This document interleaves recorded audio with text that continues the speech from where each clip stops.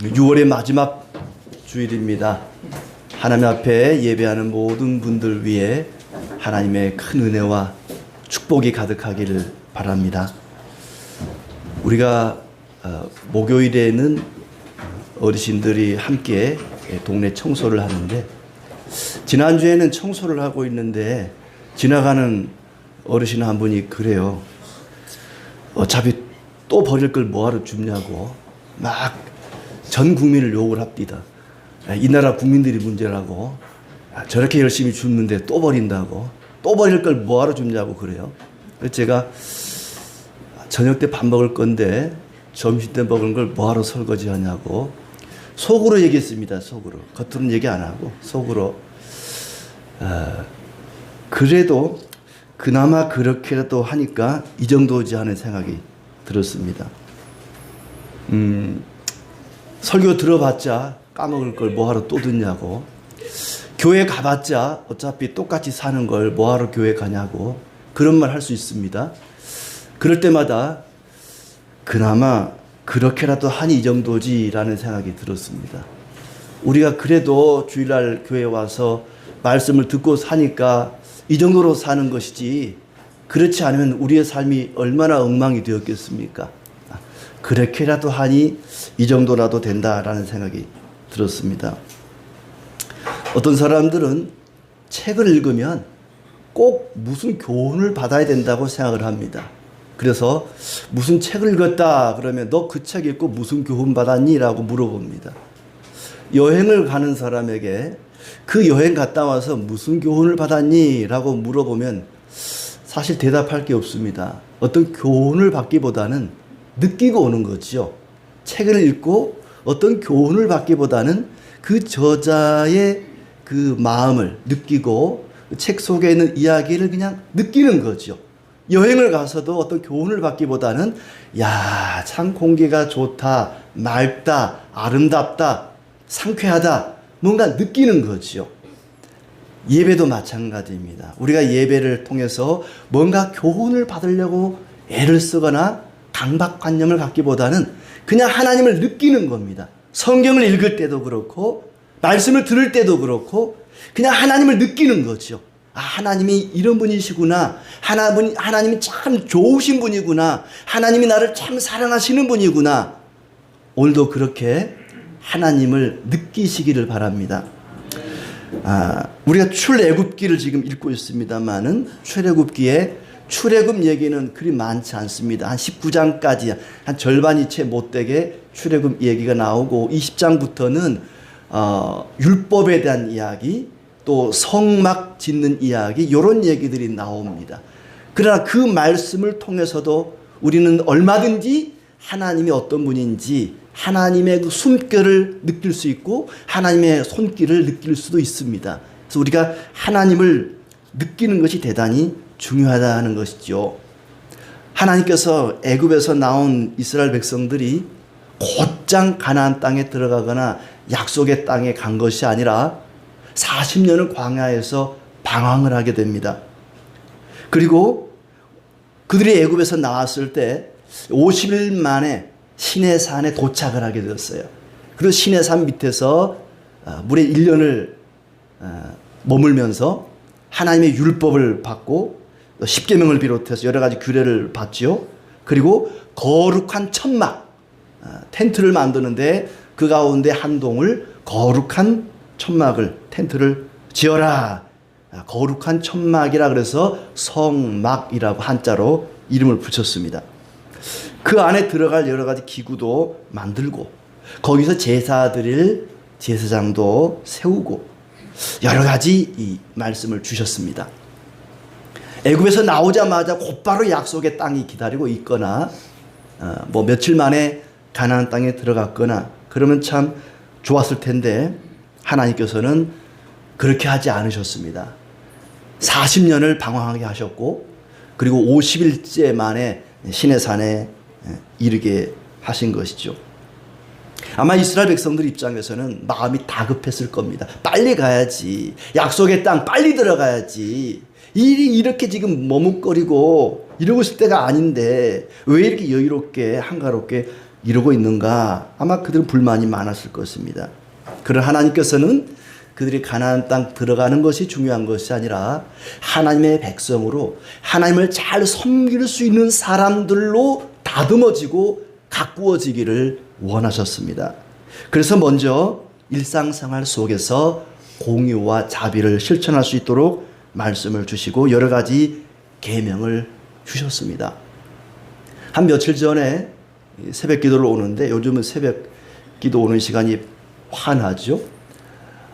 왕복 8차선 도로의 그 사거리에서 고양이 한 마리가 저 반대쪽 횡단보도에 있다가 신호가 초록불로 바뀌니까 그걸 보고 건너요. 이 횡단보도 선을 벗어나지도 않아요. 똑바로 그 선만 이렇게 초록불 딱 바뀌니까 건너더라고요. 근데 이 오토바이 한 대가 신호를 무시하고 좌회전을 휙 와요. 야, 이 고양이가 사람보다 낫다. 저놈은 저 고양이만도 못하다. 그런 생각이 갑자기 들더라고요. 하나님께서 왜 그들에게 율법을 주시고 여러 가지 계명을 주시는가? 하나님 백성답게 살도록. 세상에 법이라는 게 왜 있겠습니까?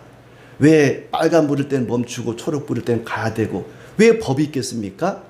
사람이 사람답게 살게 하려고 사람은 짐승보다 나아야 되기 때문에 법이라는 게 있지 않겠습니까? 그래서 하나님께서는 하나님 백성들이 하나님 백성답게 살게 하기 위해서 법을 주셨습니다. 그게 십계명이고 율법이고 여러 가지 규례들이죠. 그 가운데 하나가 성막을 만들어라. 거룩한 천막을 지어라 라는 말씀이었습니다. 그리고 출애굽기는 그 말씀에 따라서 성막을 완공했다. 그리고 하나님이 그곳에 함께 하셨다라는 이야기로 끝이 납니다. 오늘은 바로 이 성막과 관련된 이야기를 함께 나누고자 합니다. 먼저 재료를 모아야 됩니다. 집을 지으려면 재료가 필요하지요. 하나님께서 각 백성들에게 재료를 기부하도록 말씀하셨습니다. 25장 1절에 보니까 여호와께서 모세에게 말씀하여 이르시되 이스라엘 자손에게 명령하여 내게 예물을 가져오라 하고 기쁜 마음으로 내는 자가 내게 바치는 모든 것을 너희는 받을지니라. 그 예물 가운데는 금과 은과 녹과 여러 가지 실들과 천과 또 뭐 염소털, 붉은 물들인 순양의 가죽, 또 조각목, 나무 토막도 내게 하고 백성들에게 여러 가지 성막 재료들을 기부하도록 명령을 내리셨습니다. 그런데 기쁜 마음으로 내는 것만 받으라 그랬습니다. 기쁜 마음으로 내는 자가 내게 바치는 모든 것을 너희는 받을지니라. 예물을 가져오라고 하되 기쁜 마음으로 내는 것만 받으라 그랬습니다. 35장 5절에 보면은 소유 중에 너희의 소유 중에 마음에 원하는 자가 내는 것을 받으라 그랬습니다. 마음에 원하는 자가 자원하여 기쁜 마음으로 즐거운 마음으로 내는 것만 받으라. 금과 은을 내라 그랬습니다. 여러분 금이라는 게 흔한 게 아니지 않습니까? 아무데나 땅 파면 나오는 게 아닙니다. 금은 얼마나 귀한 것입니까? 여보, 이번에 하나님께서 모세를 통해서 말씀하시는데 성막을 지어야 된대. 금을 내야 된대. 여보, 당신 반지, 금반지 그거 냅시다.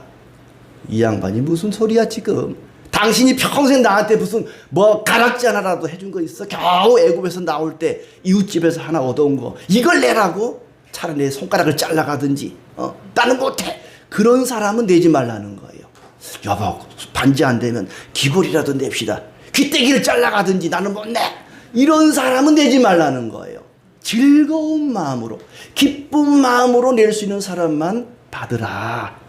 억지로 내는 거, 강제로 내는 거 받지 마라.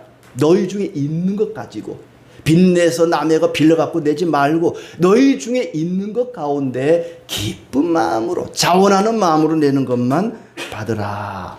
하나님은 형편에 따라 받으시고 강제로 부과하지 않습니다. 자발적으로 자유롭게. 고린도후서 9장 7절의 말씀처럼 하나님은 즐겨내는 자를 사랑하시느니라 말씀하셨습니다. 그런데 금이나 은만 가져오라 그랬으면 가난한 사람은 내지를 못했을 거예요. 그 가운데는 금과 은만 있는 게 아니었습니다. 염소 털도 있었습니다. 여러 가지 이 성막 짓는데 필요한 게 많이 있었습니다. 그 가운데서도 조각목, 어디든지 가면 구할 수 있는 나무 토막입니다. 이게 아카시아 나무 종류라는데요, 굉장히 내구성이 강하고 벌레도 잘 먹지 않고 이 가구나 이 나무 집을 짓는데 아주 적합한 그런 나무라 그래요. 이런 나무 토막이라도 내라. 그러면 못 내는 사람이 없을 거예요. 금이나 은은 없어도 염소 털이나 양 털이나 조각목, 나무 토막 정도는 있지 않겠습니까? 없으면 베어다가 내면 되는 것이고, 누구든지 마음만 있으면 하나님께 드릴 수가 있는 것입니다. 그리고 내게 보여준 모양대로, 9절에 보니까 내게 보이는 모양대로 지으라. 그 기구들도 그 모양을 따라 지으라. 그리고 마지막 40절에는 내게 본 식양대로, 하나님께서 보여주신 대로, 말씀하신 대로 지어야 된다 하는 얘기입니다. 그리고 그 성막을 다 완공한 후에는 이렇게 말합니다. 여호와께서 모세에게 명하신 대로 되니라. 여호와께서 명하신 대로 지었고 명하신 대로 된 것입니다. 마음대로 짓지 말고, 너희들이 연구해서 짓지 말고, 설계사한테 맡기지 말고 내가 명하는 대로 지어라. 내가 보여준 모양대로 지어라. 모세가 40일 동안 시내산에 올라가서 하나님 말씀 받을 때 아마 이 성막 설계도도 같이 받지 않았겠습니까? 산에서 보여준 대로, 네가 본 대로 명한 대로 지어라. 하나님께서는 기쁘게 드리고 명령대로 짓기를 원하셨습니다. 그리고 8절에 보면은 그들이 지으라 그랬습니다. 내가 그들 중에 거할 성소를 그들이 나를 위하여 짓되, 그들이 나를 위하여 짓되. 하나님이 성막을 직접 지어주지 않았습니다. 너희가 지어야 된다. 너희가 재료를 모으고 짓는 것도 너희가 하고, 애굽 사람들이 기술이 좋다고 애굽 사람들에게 대신 지어달라고 하지 말고, 가나안 사람들이 기술이 좋다고 가나안 사람들에게 지어달라고 말하지 말고, 너희가 직접 지어야 된다. 성막은 다른 사람에게 맡기거나 하나님 보고 지어달라고 하는 것도 아니고 너희가 직접 지어야 된다. 하나님 백성들이, 성도들이 직접 지어야만 했습니다. 하나님은 그들에게 설계도를 보여주기만 하고, 짓는 것은, 작품을 만드는 것은 그들이 직접 해야 하는 일이었습니다. 그렇다면 성막이 왜 필요할까? 하나님은 왜 성막을 지으라고 했을까? 하나님을 그곳에 가두어 두려고 그랬을까? 하나님이 집이 없어서 야, 니들만 집 있냐? 나도 집 한 채 지어줘 하면서 하나님이 집이 필요해서 집을 지어달라 그랬을까?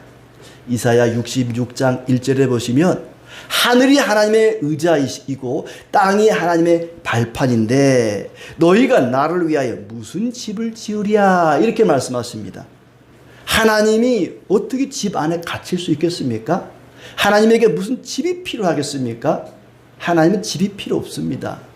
그런데 왜 하나님은 굳이 하나님이 그들 중에 거할 집을 지어달라고 그랬을까? 이 성막의 호칭을 보면, 그 이름을 보면은 알 수가 있습니다. 이 성막, 거룩한 막 그랬죠? 그들 중에 거할 성소, 거룩한 곳이라는 얘기죠. 하나님이 거하시는 곳이기 때문에 성막이라는 이름이 붙었습니다. 또 성소라고도 한자로 표현하는 것이죠. 그리고 그들과 만나는 곳이다. 22절에 나오는 것처럼 거기서 내가 너와 만나고 만남의 장소, 그 회막이라고 합니다. 회막. 이 회자라고 하는 곳은 모임, 만난다는 곳이죠. 교회, 무슨 동창회, 회라고 하는 곳은 만나는 곳입니다. 그래서 그곳을 성막, 회막이라고 부르고, 그곳에 있는 그 언약궤 위를 속죄소, 죄를 사해 주는 곳이다. 속죄소라고도 하고 또 은혜를 베푸는 곳이다. 그래서 시은좌라고도 불렀습니다. 그러니까 이름을 보면 그곳의 각각의 명칭을 보면은 그곳이 어떤 곳인지 그리고 하나님이 어떤 분인지를 알 수가 있습니다. 하나님은 거룩하신 분이고 그들을 만나주시는 분이고 그들의 죄를 사하여 주시는 분이고 그들에게 은혜를 베푸시는 분이십니다. 그래서 그곳에 각각 그런 이름들이 붙어 있죠. 그곳은 또 다른 이름으로 증거의 장막, 증거막이라는 이름으로도 불리웁니다. 증거의 장막이다. 26장 33절에도 가서 보면은 그런 표현이 나오죠. 그 휘장을 갈고리 아래에 늘어뜨린 후에 증거궤, 이 증거궤라는 표현이 나오는데 그 증거궤가 있고 증거판이 있고 그곳을 증거의 장막이라고도 불렀습니다. 무엇을 증거하는 것이기에 증거의 장막이라고 불리우는가? 하나님이 그곳에 계시다는 것을 증거하는 그런 천막이었습니다. 그래서 증거의 장막이죠. 항상 하나님이 그곳에 함께 한다는 것을 증거하기 위한 그런 공간이었습니다. 이스라엘 백성들은 의심이 많았습니다. 마라에 가서도 물이 쓰니까 그리 표현하죠. 하나님이 여기 계신가? 하나님이 여기 계신가? 어려움을 당할 때마다 그들은 의심했습니다. 하나님이 여기 계신가? 아니, 하나님이 계시는데 어떻게 우리가 이렇게 어려움을 당할 수 있어?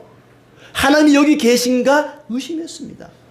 이스라엘 백성들은요, 조금만 어려움이 닥쳐도 하나님이 여기 계신가 의심하고 우상에게로 달려갔습니다. 그래서 하나님은 너희가 의심하는 하나님이 여기 계신가? 라고 의심하는 그 대답에 대해서 하나님이 여기 계시다라고 확실하게 증거하기 위해서 증거판이 있는 증거궤를 만들게 하시고 그 증거궤를 보관하는 증거의 장막, 증거막, 회막, 성막을 세우게 한 것입니다. 그것을 통해서 그들이 하나님을 생각하게 만들고 하나님을 증거하게 하기 위해서 하나님이 언제나 여기 함께 계시고 너희를 인도하겠다는 것을 증거하기 위해서 이 회막을 세우게 하신 것이죠. 하나님께서 그들 중에 거하신다는 것을 증거하는 장막이었습니다. 하나님이 너희 가운데 계신다는 것을 증거하는 장막이었습니다. 언제나 함께 하신다는 것이죠.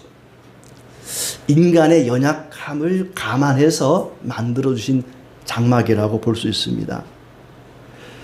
하나님은 눈에 보이는 그 상자나 또 돌판이나 이 성막을 통해서 이런 상징을 통해서 하나님의 은혜와 도우심이 그들과 함께하고 있다는 것을 증거하셨습니다.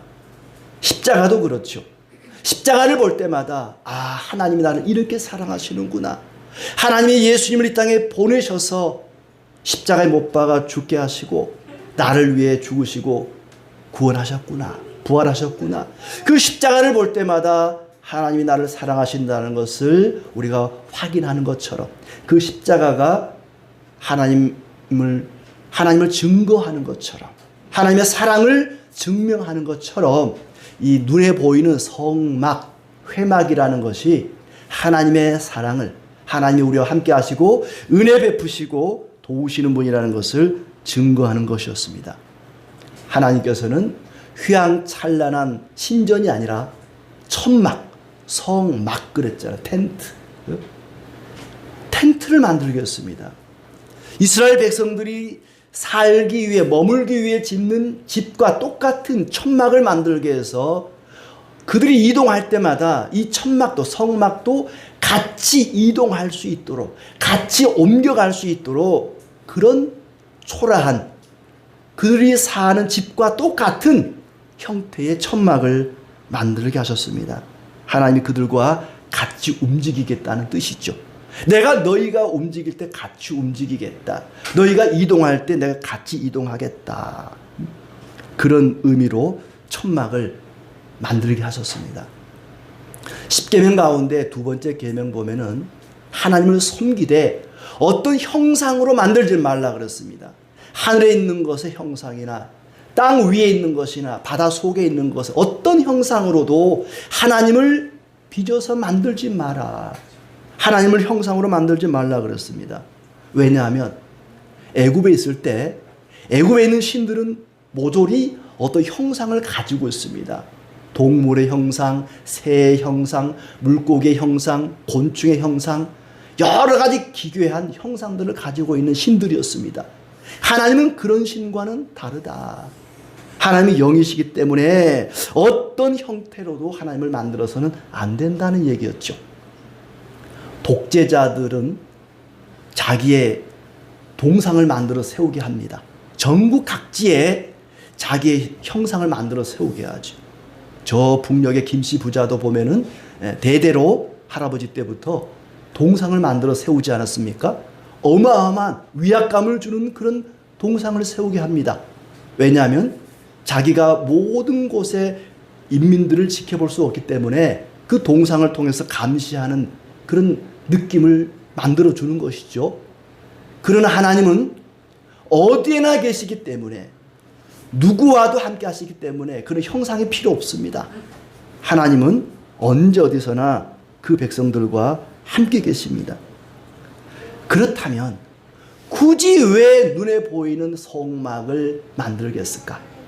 왜 증거의 장막을 만들겠을까? 성막이 없으면 하나님이 그들과 함께 할 수 없단 말인가?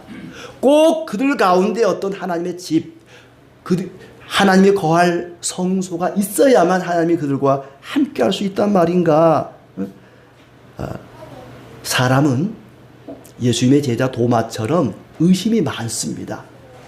항상 이스라엘 백성들도 마찬가지지만은 하나님은 우리 가운데 계시는가 의심이 많습니다. 그래서 예수님께서 손과 발의 못자국을 보여주면서 봐라 도마야, 내가 맞다.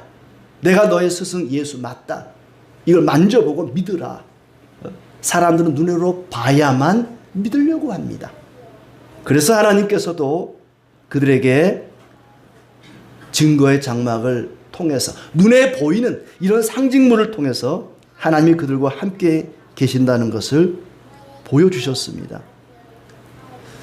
사람들은 뭔가 눈에 보여야만 믿습니다.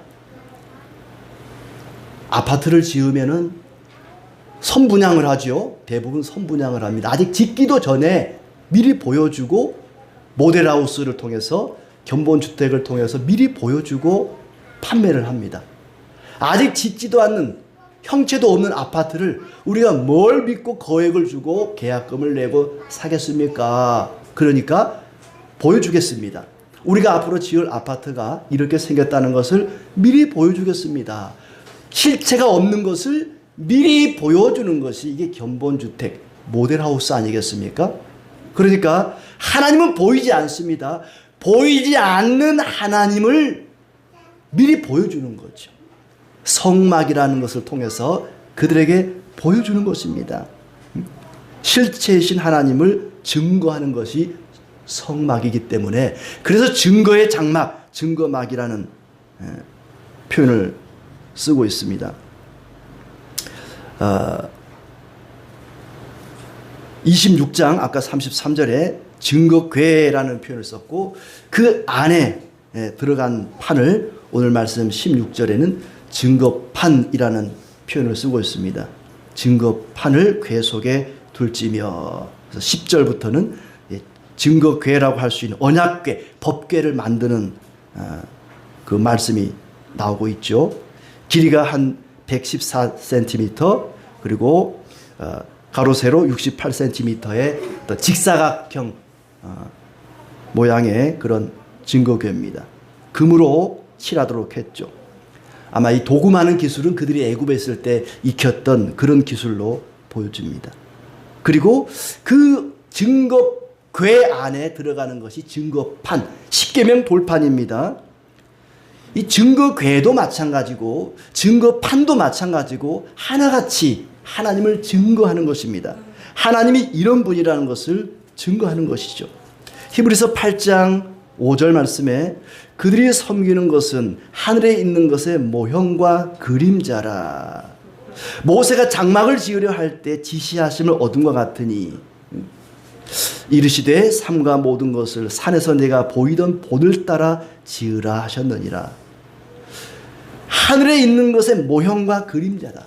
그러니까 모세가 이스라엘 백성들과 함께 만들었던 그 증거막은, 성막은 하늘에 있는 실체의 그림자다. 모형이라는 것입니다. 마치 눈에 보이지 않는 아파트를 모델하우스가 미리 보여주는 것처럼 눈에 보이지 않는 천국을, 눈에 보이지 않는 하나님을 성막이 증거해 주는 것입니다. 하나님은 이런 분이십니다. 하나님은 이렇게 우리와 함께 하시고 은혜를 베푸시고 우리를 지켜주시고 돌보시는 분입니다 라는 것을 증거하는 천막이었습니다. 그래서 그것을 가리켜 증거막이다, 또 증거판, 증거궤라는 표현을 쓰는 거죠. 눈에 보이는 것을 통해서 보이지 않는 하늘의 실체를 증거하기 때문에 그런 명칭이 붙었습니다. 그리고 그 언약궤 위에 있는 뚜껑, 덮개를 17절에는 속죄소다. 그래서 속죄소, 증거궤를 덮는 뚜껑, 죄를 덮어주는, 용서하시는 하나님인 것을 보여주지요. 그리고 그 위에는 날개를 펴고 마주보고 있는 두 천사 그룹이 있었습니다. 하나님의 영광과 거룩함을 증거하는 것이죠. 그곳에 있는 기구들이나 어떤 모양이나 재료나 하나같이 하나님의 어떠하심을 증거하는 것들이었습니다. 그래서 증거막이라고 불렀던 것이죠. 그것을 함부로 다루면 죽었습니다. 그것을 사람이 메고 날라야 되는데 술에 싣고 날랐다가 다윗 때에 웃사가 죽지 않습니까? 그리고 블레셋 사람들이 뭔가 하고 들여다보다가 모조리 죽었습니다. 두려운 것이었습니다. 그러나 성막이 결코 우리에게 두려운 것이 아닙니다. 하나님의 백성들이 성막을 찾는 이유는 무엇일까요? 어떤 때 성막을 찾아갈까요? 슬픈 일이 있거나 기쁜 일이 있거나 괴로운 일이 있거나 즐거운 일이 있거나 심지어 너무 괴로워서 죽고 싶을 때에도 성막을 찾아갑니다. 큰 죄를 짓고 회개하고 뉘우칠 때에도 이 성막을 찾아갔습니다. 성막을 보고 먼저 생각하라는 것이죠. 좋은 일이 있으나 기쁜 일이 있으나 슬픈 일이 있으나 괴로우나 즐거우나 잘했으나 못했으나 여호와는 너희 하나님이고 너희는 하나님 백성이다. 이 성막이 증거하는 것이 그것입니다. 아무리 힘들고 어려운 일이 있든지 괴롭고 고통스러운 일이 있을지라도 이 성막에 나와서 여호와가 우리 하나님이시다, 나는 하나님의 백성이다, 이걸 확인하라는 것입니다. 눈으로 보고 증거궤를 보고 증거막을 보고 그리고 하나님이 나에게 은혜를 베푸시고 나의 죄를 용서하시는 분이시다, 그것을 확인하라는 것입니다. 하나님은 너희를 만나기를 원하시는 분이시다. 하나님이 너희 중에 거하신다. 이걸 증거하고 있습니다. 그러니 아무리 힘들고 어려운 일이 있더라도 하나님께 나와서 하나님이 나와 함께 하신다는 것을 확인하고 용기를 얻고 힘을 얻고 위로를 얻고 돌아가라는 말씀입니다. 히브리서 11장 6절 말씀에 믿음이 없이는 하나님을 기쁘시게 하지 못하나니 하나님께 나아가는 자는 반드시 그가 계신 것과 또한 그가 자기를 찾는 자들에게 상 주시는 이심을 믿어야 할지니라. 하나님은 자기를 찾는 자들에게 상 주심을 믿으라고 부르십니다. 너희가 괴로울 때, 슬플 때, 아니면 기쁘고 즐거울 때라도 성막에 나와서 하나님은 자기를 찾는 자들에게, 믿음으로 나아가는 자들에게 상 주시는 이심을 믿으라고, 확인하라고 성막을 만들게 하시고 그 성막에 가까이 나오라고 말씀하십니다. 하나님은 우리가 그분께 나가기를 기뻐하십니다. 잘 살 때든 못 살 때든, 기쁠 때든 슬플 때든, 성공할 때든 실패할 때든 그게 중요하지 않습니다. 탕자의 아버지가 탕자를 기다리는데 자식이 성공하고 돌아오기만을 기다리겠습니까? 언제든지 성공하든 실패하든 기쁠 때든 슬플 때든 잘났든 못났든 아들이니까 돌아오기를 기다립니다. 명절이 되면은 부모님들은 자녀를 기다립니다. 성공한 자녀만 돌아오기를 기다리는 게 아닙니다. 실패하고 괴로워하고 눈물 흘리는 자녀라도 돌아오기를, 찾아오기를 기다리는 것이 그게 부모의 마음 아니겠습니까? 아버지, 나는 성공하기 전에는 고향에 안 가겠습니다. 반드시 성공해서만 돌아가겠습니다. 그러다가 성공을 못하고 평생을 돌아가지 못하면 어떡합니까? 그러나 부모의 마음은 자녀가 성공했느냐 실패했느냐 그게 중요하지 않습니다. 부모님 품으로 나오기를 기다리는 것처럼 하나님의 마음이 그렇습니다. 의심이 많고 믿음이 없는 사람에게 더욱 필요한 것이 바로 증거 아니겠습니까? 증거. 하나님이 얼마나 그들을 사랑하는지 증거하는 것이 이 증거의 장막, 성막이었습니다. 내가 하나님께 얼마나 큰 사랑을 받고 있는지 확인하고 나를 믿고 나를 만나서 힘과 위로를 얻고 돌아가라. 때로는 필요하다면 꾸지람도 듣고 책망도 받고 그러기 위해서 너희가 내게로 나오라. 성도가 저지를 수 있는 가장 큰 잘못이 무엇인지 아십니까? 우리가 저지를 수 있는 가장 큰 죄는 무엇인지 아십니까? 불효일까요? 살인일까요? 간음일까요?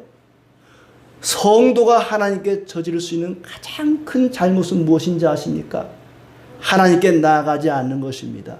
하나님을 찾지 않는 것입니다. 그것이 가장 큰 죄고 가장 큰 잘못입니다. 나는 아무 죄도 안 지었는데요. 나는 아무 잘못도 없어요. 하나님께 나아가지 않는 것이 가장 큰 죄고 가장 큰 잘못입니다. 하나님은 우리를 위해서 큰 사랑과 은혜를 준비해 놓고 기다리고 계십니다.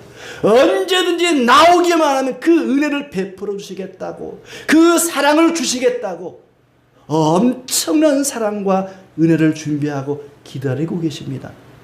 그런데 안 나가봐요. 하나님 얼마나 서운하겠습니까?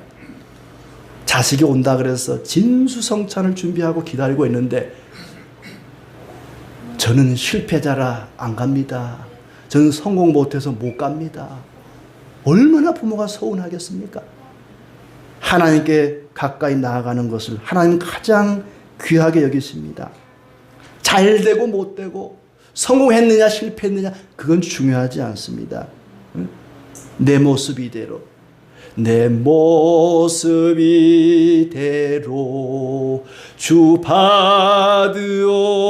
받으옵소서. 날 위해 그 다음에 뭐더라? 내 모습 이대로, 내 모습 이대로 나오기를 원하십니다. 꼭 믿음이 좋고 성공하고 부자가 되고 잘 되고 그러고 나오기를 바라지 않습니다. 하나님은 그냥 내 모습 이대로 나오기를 원하십니다. 어떠하든지 네 모습이 지금 어떠하든지 일단 나와라. 누구든지 목마르거든 내게로 나와라. 일단 와서 나를 만나고 죄의 사함을 받고 은혜를 누리고 힘을 얻고 돌아가라. 예수 그리스도를 의지하여 하나님께 담대히 나아가시기를 바랍니다. 지난 한 주 동안 어떤 죄를 지었는지 어떻게 살았는지 하나님은 묻지도 않고 따지지도 않습니다. 그냥 하나님께 나오는 것이 중요합니다.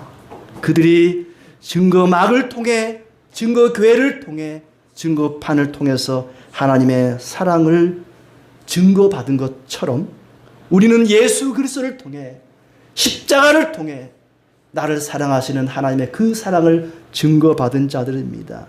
우리가 모일 때마다 하나님의 큰 은혜와 위로를 기대하며 모이시기를, 나오시기를 바랍니다. 우리도 그럼 한번 성막을 만들어 보는 게 어떨까? 우리도 이 증거교회를 만들어 보는 게 어떨까? 다 소용없는 일입니다. 왜냐하면 이미 우리에게는 성막이 있습니다. 증거막이 있고 증거궤가 있고 이미 증거판이 있습니다. 요한복음 1장 14절 말씀에 말씀이 육신이 되어 우리 가운데 거하심에 우리가 그의 영광을 보니 아버지의 독생자의 영광이요 은혜와 진리가 충만하더라. 예수 그리스도를 통해서 하나님의 영광이, 하나님의 은혜와 진리가 나타났습니다. 마치 성막이 하나님의 영광을 증거한 것처럼 예수님이 오셔서 하나님의 영광과 은혜와 진리를 증거하셨다는 얘기입니다. 그리고 요한복음 1장 18절에 본래 하나님을 본 사람이 없으되 아버지 품속에 있는 독생하신 하나님, 그 예수님이 나타내셨느니라. 예수님께서, 그리스도께서 하나님의 영광을 우리에게 나타내 주셨습니다. 증거하셨습니다. 예수님이 바로 증거궤이시고 증거막이십니다. 그분이 성전이십니다. 그리고 그분의 몸인 교회가 그분을 증거하는 증거막이고, 교회를 이루고 있는 성도 한 사람 한 사람, 신자 한 사람 한 사람이 바로 성전 아니겠습니까? 우리가 증거막입니다. 하나님을 증거하는 사람들이죠. 교회를 구성하고 있는 성도 한 사람 한 사람 우리가 스스로 지어가야 됩니다.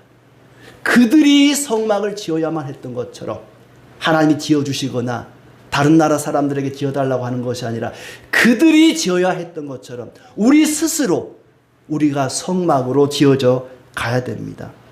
어떻게 해요? 하나님의 명령에 따라서, 하나님의 말씀하신 대로, 모세에게 보여준 대로, 그 모양대로 지어야 했던 것처럼 말씀을 통해서 주시는 대로, 말씀에 따라 우리 교회를, 우리 스스로를 성막으로, 하나님을 증거하는 막으로 지어가야 된다는 얘기입니다. 어쩌면 이미 우리에게는 이와 같은 성전이 있고 우리 자신들이 성전이라는 말씀을 우리는 신약 성경을 통해서 익히 알아서 알고 있습니다. 성막을 지은 당사자들이 바로 성막이었습니다. 성막은 애굽에 있는 다른 신들의 신전에 비하면 굉장히 초라했습니다. 그냥 사람들이 사는 집과 별로 다르지 않는, 신이 머무는 집이라면 휘황찬란하고 웅장하고 거대해야 되지 않겠습니까?